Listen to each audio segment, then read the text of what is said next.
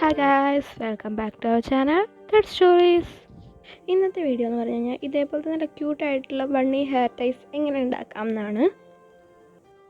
നമുക്കതിന് വേണ്ടിയിട്ട് ഫസ്റ്റ് ഒരു A4 സൈസ് പേപ്പർ വേണം. സാധാരണ വീട്ടിലുള്ള A4 സൈസ് പേപ്പർ യൂസ്ഡ് ആയാലും കുഴപ്പമൊന്നുമില്ല. പിന്നെ വേണ്ടത് ഇതേപോലത്തെ സ്പോഞ്ചാണ്. നമ്മൾ ഷർട്ടൊക്കെ വാങ്ങിക്കുമ്പോൾ അതിൻ്റെ കൂടത്തേക്ക് ഇടുന്ന ആ ഒരു സ്പോഞ്ച് തന്നെയാണ്. പിന്നെ ഇതേപോലത്തെ ഒരു ഫാബ്രിക് വേണം. ഞാനിപ്പോൾ കോട്ടൻ്റെ ഫാബ്രിക്കാണ് എടുത്തേക്കുന്നത്. നല്ല ക്യൂട്ടായിട്ടുള്ള പ്രിൻസൊക്കെയുള്ള നല്ല ഫാബ്രിക്. പിന്നെ ഒരു ഫാബ്രിക് ഗ്ലൂ വേണം. ഇതാണ് ഫാബ്രിക് ഗ്ലൂവിൻ്റെ റേറ്റ് വരുന്നത് ഓൾമോസ്റ്റ് 35 ഒക്കെയാണെന്ന് തോന്നുന്നു. 35 റുപ്പീസാണ് വരുന്നത്. നമുക്കിനി A4 സൈസ് പേപ്പർ എടുത്തിട്ട് ഒന്ന് മടക്കുക. വീഡിയോയിൽ കാണുന്ന പോലെ ജസ്റ്റ് ഒന്ന് മടക്കുക.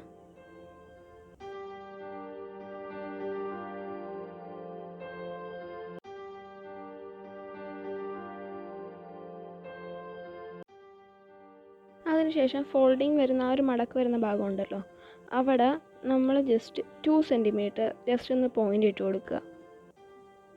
ഇതേപോലെ ജസ്റ്റ് ഒന്ന് പോയിൻ്റ് ഇട്ട് കൊടുക്കുക. എന്നിട്ട് മിഡ് പോയിൻ്റ് ആയിട്ട് ഒരു 1 സെൻറ്റിമീറ്റർ ജസ്റ്റ് ഒന്ന് മാർക്ക് ചെയ്ത് വെച്ചേക്കുക. എന്നിട്ട് ആ പോയിൻ്റിൽ നിന്ന് 1.5 സെൻറ്റിമീറ്റർ പൊക്കത്തേക്ക് ഇതേപോലെ ലൈൻ വരയ്ക്കുക.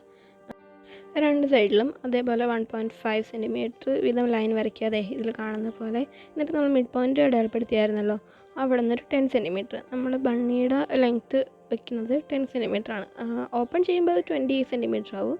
ഇപ്പോൾ മടക്കി വെച്ചേക്കുന്നതാണ് 10 സെൻറ്റിമീറ്റർ. എന്നിട്ട് അതിൽ നിന്ന് 10 സെൻറ്റിമീറ്റർ വരച്ചതിൽ 5 സെൻറ്റിമീറ്റർ പോയിൻ്റ് ഔട്ട് ചെയ്യുക. ആ 5 സെൻറ്റിമീറ്റർ പോയിൻ്റ് ഔട്ട് ചെയ്ത് അവിടെ രണ്ട് സൈഡിലേക്കും 2.5 സെൻറ്റിമീറ്റർ വീതം, ഇൻ ടോട്ടൽ 5 സെൻറ്റിമീറ്റർ ജസ്റ്റ് ഒന്ന് മാർക്ക് ചെയ്യുക.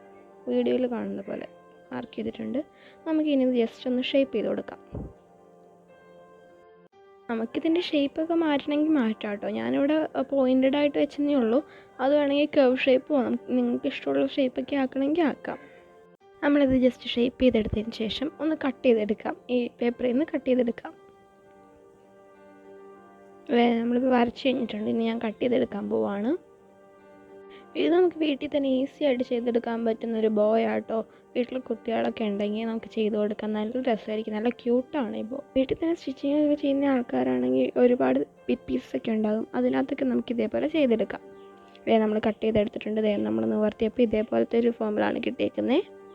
നമുക്കിനി പേപ്പർ പാറ്റേൺ നമ്മുടെ ക്ലോത്തില്ലേ, ആ ക്ലോത്തിൻ്റെ പൊക്കത്ത്, ഫാബ്രിക്കിൻ്റെ പൊക്കത്ത് വെച്ചിട്ട് ജസ്റ്റ് ഒന്ന് ട്രേസ് ഔട്ട് ചെയ്തെടുക്കാം. ഫാബ്രിക്കിൻ്റെ റോങ് ഭാഗത്താട്ടോ വെക്കണ്ടേ, നമ്മൾ കാണുന്ന ഭാഗത്തല്ല, റോങ് ആയിട്ടുള്ള ഭാഗത്ത്. നമ്മൾ പാറ്റേൺ ഫാബ്രിക്കിലേക്ക് കോപ്പി ചെയ്യുമ്പോൾ എപ്പോഴും ക്ലോത്തിൽ യൂസ് ചെയ്യുന്ന ചോക്ക് യൂസ് ചെയ്യുന്നതായിരിക്കും കുറച്ചുകൂടി ബെറ്റർ. ഞാനിപ്പോൾ കാണാൻ വേണ്ടിയിട്ടാണ് പെൻ യൂസ് ചെയ്യുന്നത്. പെൻ കൊണ്ട് ഫാബ്രിക്കിൽ വരച്ച് കഴിഞ്ഞാൽ അത് പോകാനായിട്ട് ഇത്തിരി ബുദ്ധിമുട്ടാണ്. അതുകൊണ്ടാണ് പെൻ യൂസ് ചെയ്യരുതെന്ന് പറയുന്നത്.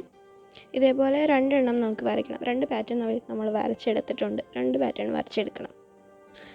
ഇതിപ്പോൾ നമ്മൾ ഫാബ്രിക് ഫോൾഡ് ഒന്നും ചെയ്യാണ്ടാണ് ഇതേപോലത്തെ പാറ്റേൺസ് കോപ്പി ചെയ്തെടുത്തത്. നമുക്ക് വേറൊരു മെത്തേഡും കൂടി ഉണ്ട്. ഫാബ്രിക് ഇതേപോലെ ജസ്റ്റ് ഒന്ന് ഫോൾഡ് ചെയ്തിട്ട് ഇതേപോലെ ഒന്ന് ജസ്റ്റ് ഫോൾഡ് ചെയ്യുക.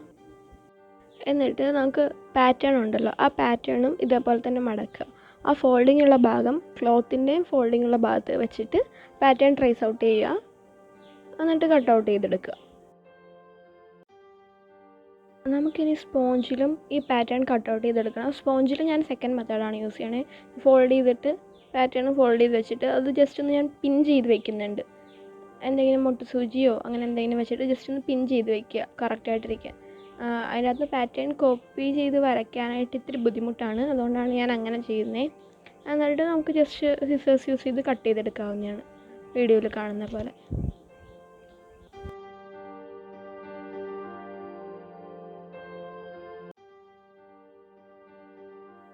നമ്മളിപ്പോൾ കട്ട് ചെയ്തെടുത്തിട്ടുണ്ട്. നമുക്കിതിനകത്ത് ആ പിന്നൊക്കെ മാറ്റാം. നമ്മൾ ഈ സ്പോഞ്ചിൻ്റെ പാറ്റേൺ കട്ട് ചെയ്യുമ്പോൾ ഒരു കാര്യം ശ്രദ്ധിക്കണം. നമ്മുടെ ഫാബ്രിക് കട്ട് ചെയ്തതിൻ്റെ ചെറിയ സൈസായിരിക്കണം. എന്നുവെച്ചാൽ സ്പോഞ്ച് കുറച്ചുകൂടി ചെറിയ സൈസിലായിരിക്കണം ഫാബ്രിക്കിനേക്കാൾ, വീഡിയോയിൽ കാണിക്കുന്ന പോലെ. ഇനി നമുക്ക് നമ്മൾ കട്ട് ചെയ്ത് വെച്ച ഫാബ്രിക് എടുക്കാം. അതിൻ്റെ റൈറ്റ് ഭാഗം ഫേസ് ചെയ്യുന്ന രീതിയിൽ വെച്ചിട്ട് ഇതേപോലെ പിന്ന് കുത്തി വയ്ക്കുക. നീങ്ങി പോകാതിരിക്കാൻ വേണ്ടിയിട്ടാണ്. എന്നിട്ട് നമുക്ക് ഇതിൻ്റെ സൈഡിൽ കൂടെ സ്റ്റിച്ച് ചെയ്തെടുക്കാം. ഒരു ഭാഗത്ത് സ്റ്റിച്ച് ചെയ്യരുത്. അത് ഞാൻ കാണിച്ചു തരാം എവിടെയാണ് സ്റ്റിച്ച് ചെയ്യാൻ പാടില്ലാത്തതെന്ന്.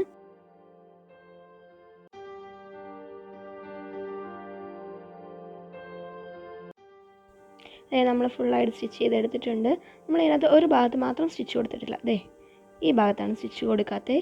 എന്താണെന്ന് വെച്ച് കഴിഞ്ഞാൽ നമുക്കിത് തിരിച്ചെടുക്കണ്ടേ, നമുക്ക് റൈറ്റ് ഭാഗം കാണുന്ന രീതിയിൽ തിരിച്ചെടുക്കാൻ വേണ്ടിയിട്ടാണ് അങ്ങനെ കൊടുത്തിരിക്കുന്നത്. എന്നിട്ട് നമുക്ക് സൈഡിൽ ഇതേപോലെ ചെറിയ ചെറിയ സ്ലിറ്റ്സ് ഇട്ട് കൊടുക്കാം. സ്ലിറ്റ് ഇടുമ്പോൾ നമ്മൾ സ്റ്റിച്ചിൽ ടച്ച് ചെയ്യാത്ത രീതിയിൽ തന്നെ സ്ലിറ്റ് ഇടണം. സ്ലിറ്റ് ഇടുന്നത് എന്തിനാണെന്ന് വെച്ച് കഴിഞ്ഞാൽ നമുക്ക് നല്ല ഷേപ്പിൽ കിട്ടാൻ വേണ്ടിയിട്ടാണ് നമ്മൾ ഇതേപോലെ സ്ലിറ്റ്സ് ഇട്ട് കൊടുക്കുന്നത്.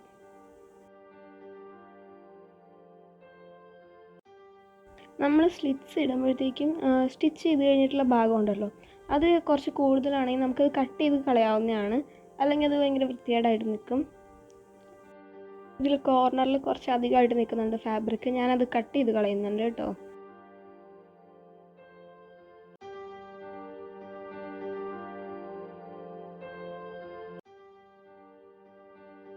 നമ്മളിപ്പോൾ ഇത് ഫുള്ളായിട്ട് സ്ലിറ്റ് ഇട്ടെടുത്തിട്ടുണ്ട്. കണ്ടോ, നമുക്കിനി ഇതിലേക്ക് സ്പോഞ്ച് ഒട്ടിക്കണം. നമ്മൾ കട്ട് ചെയ്ത് വെച്ച സ്പോഞ്ച് ഫാബ്രിക് ഗ്ലൂ അപ്ലൈ ചെയ്തിട്ട് സ്പോഞ്ച് ഒട്ടിച്ചു കൊടുക്കാം.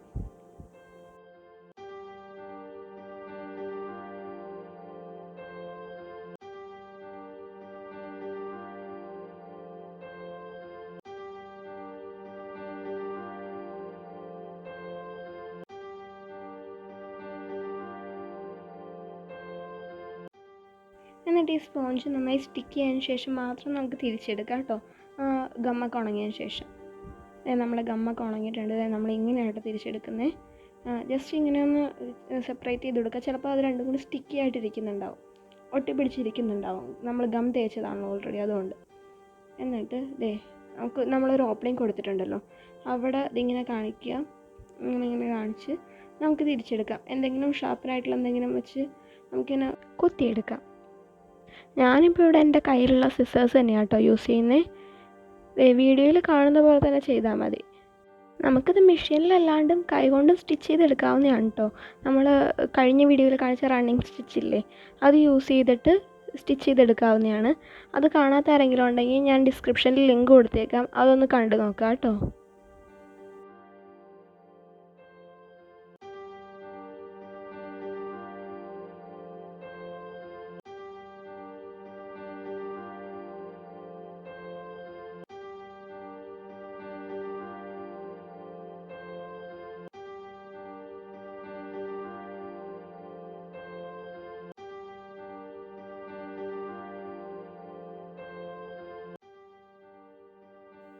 നമ്മളിപ്പോൾ ഇത് ഫുള്ളായിട്ട് തിരിച്ചെടുത്തിട്ടുണ്ട്.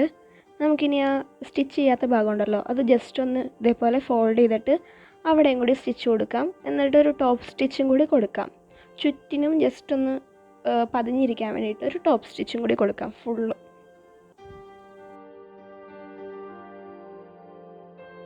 ഇതേപോലെ നമുക്ക് ചുറ്റിനും സ്റ്റിച്ച് ചെയ്തെടുക്കാം കേട്ടോ. അത് കുറച്ചും കൂടി പെർഫെക്ഷന് വേണ്ടിയിട്ടാണ് അത് ചെയ്യുന്നത്. സ്റ്റിച്ച് ചെയ്ത് കഴിഞ്ഞിട്ട് അതിന് ചുറ്റുമുള്ള ത്രെഡ്സ് എല്ലാം നമുക്ക് കട്ട് ചെയ്ത് നീറ്റാക്കാം. നമുക്ക് ഇനി വേണ്ടത് ഇതേപോലത്തെ ഒരു ബുഷാണ്. ബുഷ് അല്ലെങ്കിൽ ഹെയർ ടൈ എന്നും പറയും. ഇവിടെ സാധാരണയായിട്ട് ബുഷ് എന്നാണ് പറയുന്നത്. ആ ബുഷിലേക്ക് ഇതേപോലെ ഇങ്ങനെ ജസ്റ്റ് വെച്ച് കൊടുക്കാം നമുക്ക് നമ്മുടെ ബോ. എന്നിട്ട് ഇതേപോലെ ഒന്ന് കെട്ടിക്കൊടുക്കാം. എന്നിട്ട് വലിച്ച് നല്ല ഷേപ്പ് ആക്കണം. രണ്ട് സൈഡിലും ഒരേപോലെ വരുന്ന രീതിയിൽ ഇതേപോലെ ഒന്ന് ഷേപ്പ് ആക്കി കൊടുക്കാം.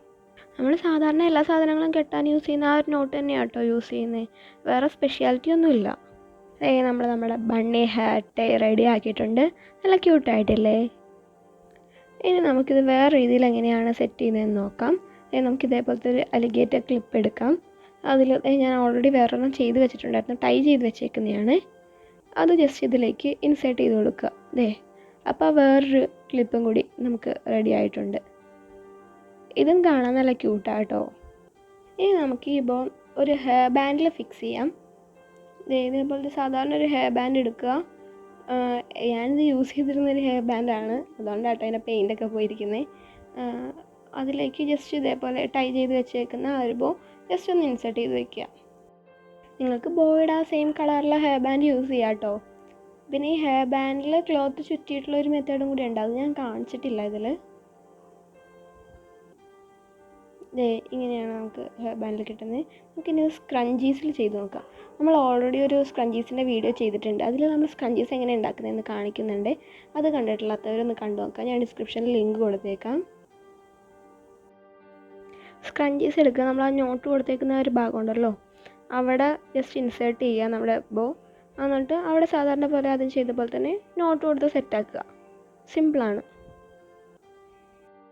നമ്മൾ സ്ക്രഞ്ചീസിൽ ചെയ്യുമ്പോൾ എൻ്റർലി നല്ലൊരു അടിപൊളി ലുക്കാട്ടോ. ഇതേ കണ്ടോ.